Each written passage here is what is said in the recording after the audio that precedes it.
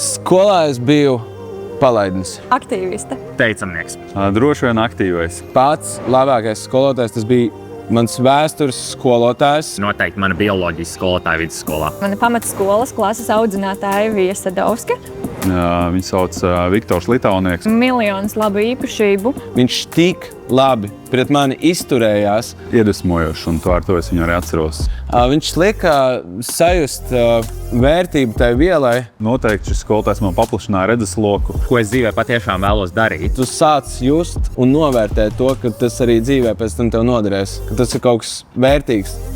Tā noticēšana, tas bija ārkārtīgi būtiski. Un skolotāja teica, jā, jūs noteikti to varētu izdarīt. Kā lika justies tā, ka tu vari izdarīt vairāk. Tur nevar būt tikai šīs skolotājas, skolnieka attiecības, un ir jābūt arī tam draugu plecam. Apmēram ņemat lapas, sākat krāsot un gan jau nonāksiet pie Guinnessa rekorda. Mums beidzot kopīgi izdevās to izdarīt. Es tiku uz valsts olimpiādu, un tas likās kā milzīgs sasniegums. Pietiek jau ar to, ka kāds tev iedod to dzirkstulīti. Tu pats nespēji objektīvi to novērtēt, un cilvēks no malas Ticēja man vairāk nekā es pati sev.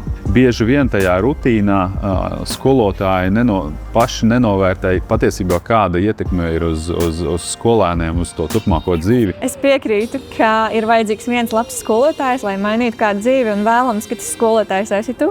Mēs viņam noteikti gribētu pateikt, pirmkārt, paldies. Būtu vajadzīgi kādi miljonus paldies. Par to, ka viņa padalījās ar to, kā viņai ir gājis dzīvē. Un paldies arī par to, ka iedvesmoja gan mani, gan ļoti daudz citus bērnus. Paldies par vēstures stundām, un ļoti žēl, ka tā ir vēsture.